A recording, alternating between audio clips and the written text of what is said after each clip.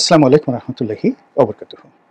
সম্মানিত দর্শক, বাংলাদেশে যে সকল সর্বনাশা খবরগুলো রীতিমতো ভাইরাল, সে সকল সর্বনাশা খবরের মধ্যে আমার কাছে সবচেয়ে গুরুত্বপূর্ণ খবর হলো চট্টগ্রাম বন্দর বিদেশি অপারেটরদের হাতে তুলে দেওয়া হচ্ছে। এবং এই কথাটি স্বয়ং ডক্টর মোহাম্মদ ইউনূস তার নিজ মুখে বলার জন্য তিনি চট্টগ্রামে গিয়েছেন। কেন তিনি এই কাজ করেছেন, এই কাজ করা কেন জরুরি ইত্যাদি নানা বিষয়ে তিনি তার যে স্বভাবসুলভ যে মোটিভেশনাল ক্যাপাবিলিটি যেটিকে বলা হয়, মানুষকে বিমুগ্ধ করার যে ক্ষমতা, সেটি প্রয়োগ করে তিনি বলার চেষ্টা করেছেন। কিন্তু তার সব কথা পরেও চট্টগ্রাম বন্দর কেন্দ্রিক যে সকল গ্রুপ রয়েছেন, যাদেরকে স্টেক হোল্ডার বলা হয়, তাদের আশঙ্কা দূর না হয়ে বরং আরও আশঙ্কা বেড়ে গেছে। আমি নিজেও তার বক্তব্য শুনেছি এবং চট্টগ্রাম বন্দর সম্পর্কে আমার যে ব্যক্তিগত আবেগ, যে অনুভূতি, এই বন্দরের সঙ্গে আমার সম্পর্ক সেই প্রায় ৩৫ বছরের। এখনও পর্যন্ত চট্টগ্রাম বন্দরের সঙ্গে ব্যবসা বাণিজ্য আমার রয়েছে। তো কাজেই আমি এই বন্দরের ব্যবস্থাপনা বর্তমান এর কী ত্রুটি রয়েছে, সম্ভাবনা রয়েছে, আর এগুলোর কী গুরুত্ব রয়েছে, সেই বিষয়গুলো সম্পর্কে ব্যক্তিগতভাবে যতটা সম্ভব জানি। আবার যাদের হাতে দেওয়া হচ্ছে, তো তাদেরকে এবং তাদের মতো আরও অনেক অথরিটির সঙ্গে বিভিন্ন সময় দেখা করার, বৈঠক করার এবং সে সকল বন্দরের সঙ্গে কাজ করার বাস্তব অভিজ্ঞতা আমার রয়েছে, যেহেতু আমার ব্যবসা ফ্রেট ফরওয়ার্ডিং এবং শিপিং এজেন্সি হ্যান্ডেলিং। তো সেই দিক থেকে ডক্টর মোহাম্মদ ইউনূস যেটি বলেছেন সেটি হলো ওনার একটা বাহ্যিক ধারণা থেকে ওনার কাছে মনে হয়েছে যে সিঙ্গাপুর পোর্ট অথরিটি যেটি রয়েছে, যারা সিঙ্গাপুর পোর্টকে ব্যবহার করে এবং সিঙ্গাপুর পোর্ট যারা পরিচালনা করে, যে অথরিটি, তারা সম্ভবত পৃথিবীর সবচেয়ে জ্ঞানী ব্যক্তি এবং তারা বাংলাদেশে এসে বাংলাদেশের চট্টগ্রাম বন্দর তারা যদি হ্যান্ডেল করে, এটি অচিরেই সিঙ্গাপুরের মতো একটি বর্ধনশীল বা একটি সুনামধারী পোর্টে পরিণত হবে। অথবা তিনি মনে করছেন যে দুবাইতে যারা পোর্ট পরিচালনা করছেন কিংবা যারা হংকং পোর্টকে পরিচালনা করছেন, নিঃসন্দেহে তাদের দক্ষতা, অভিজ্ঞতা, ম্যানেজমেন্ট অনেক অনেক সুন্দর।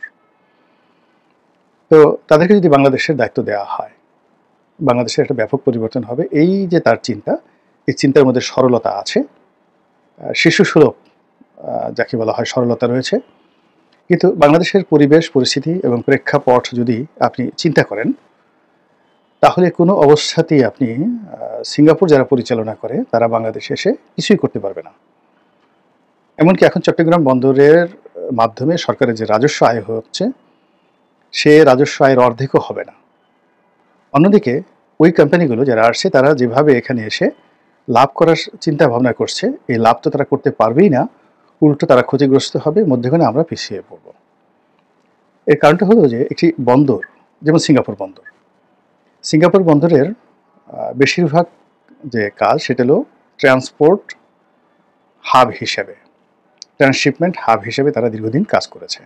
তাদের নিজেদের যাকে বলা হয় প্রয়োজন বা আমদানি রপ্তানির জন্য টোটাল পোর্টের যে ধারণ ক্ষমতা, কার্যক্ষমতা, তার 5% তারা ব্যবহার করতে পারে না, পুরোটাই তারা ট্রান্সশিপমেন্ট হাব হিসেবে ব্যবহার করে।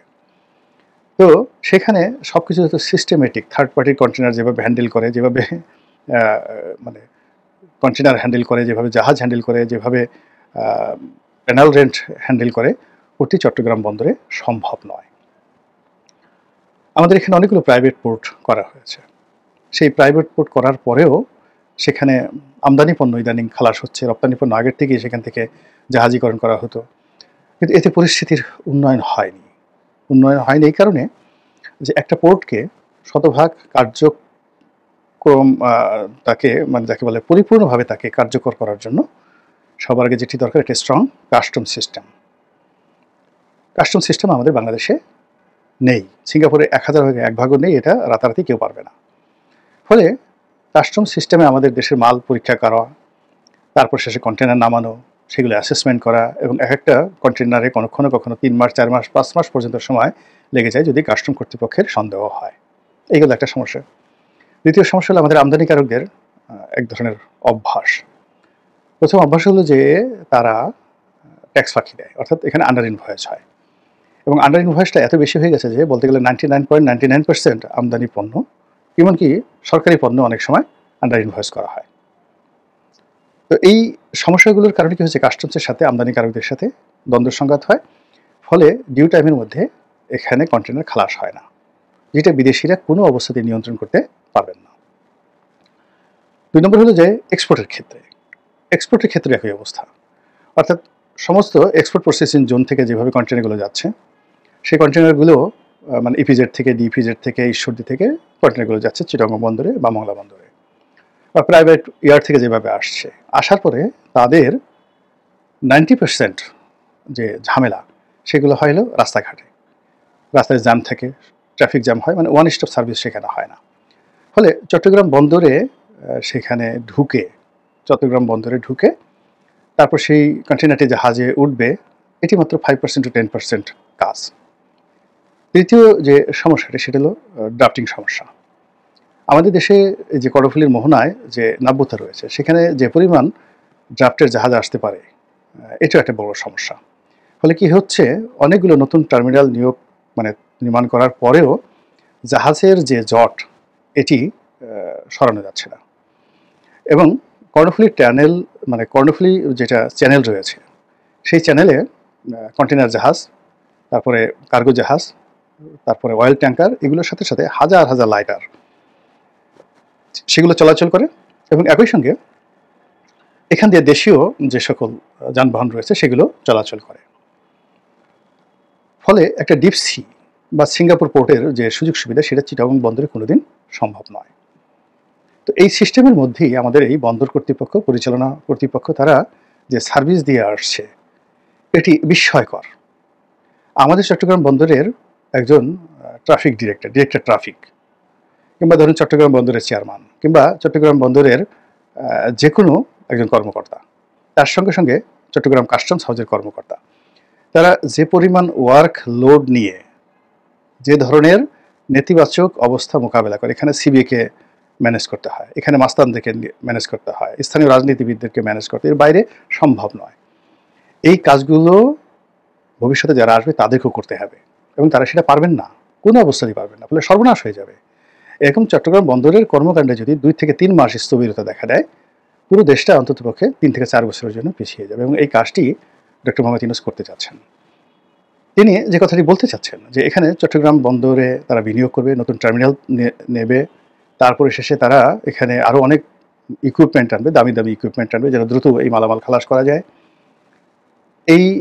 এর ফলে কি হবে, তারা এই নির্দিষ্ট সময় পর্যন্ত এই বন্দর পরিচালনা করবে, তারপরে তারা লাভ করবে, লাভ করার পরে BOT, build, own and transfer, তো এটা আগে তারা তৈরি করবে, তারপরে সেটা ওন করবে, এরপরে সেটা তাদের লাভের টাকা উঠে গেলে ট্রান্সফার করবে। তো এইটা পৃথিবীতে অনেক জনপ্রিয়, কিন্তু এটা বন্দরের ক্ষেত্রে নয়। এটা যদি ঢাকা চিটাগং সেই বুলেট ট্রেন হতো, সেক্ষেত্রে এটা ভালো, যেটা মালয়েশিয়াতে মাহাথির মোহাম্মদ সাহেব করেছেন।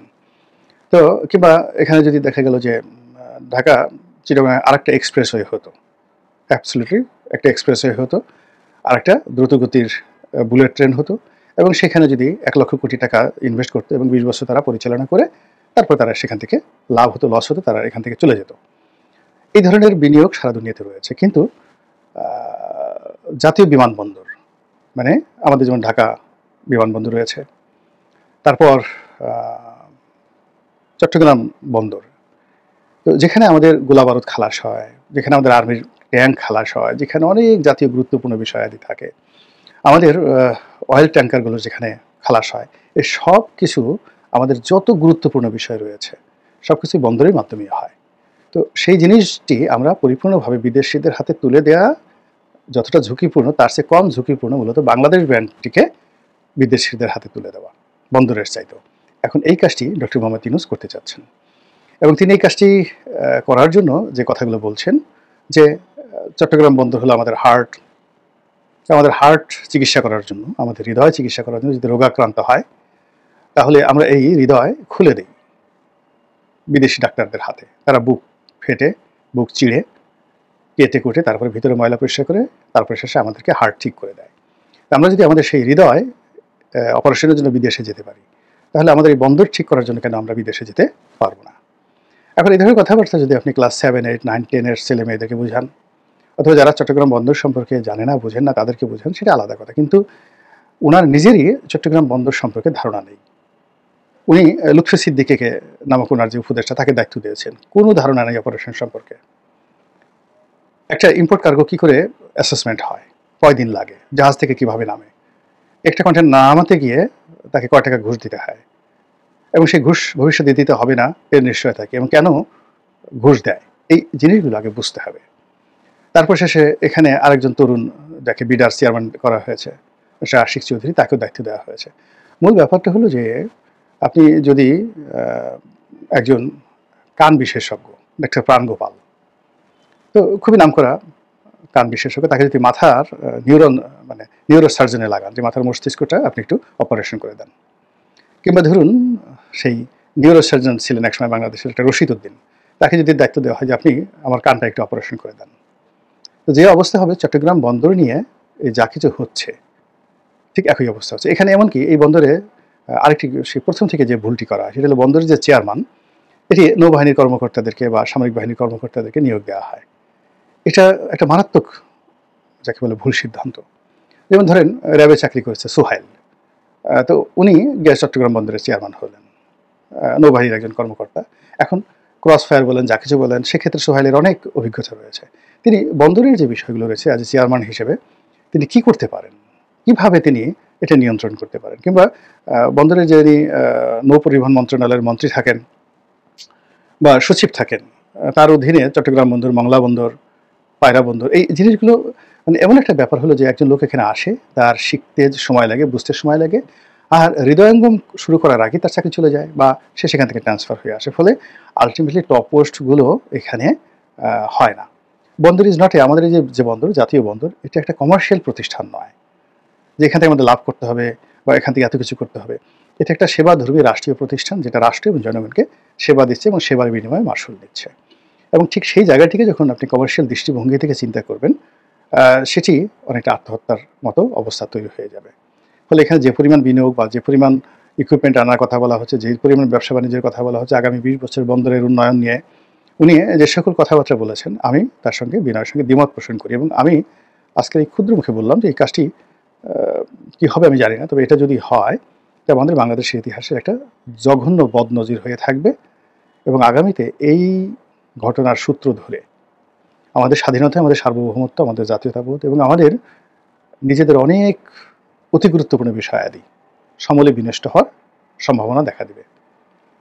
মহান আল্লাহ আমাদের সবাইকে হেদায়েত দান করুন এবং হেফাজত করুন। আসসালামু আলাইকুম ওয়া রাহমাতুল্লাহি ওয়া বারাকাতুহু।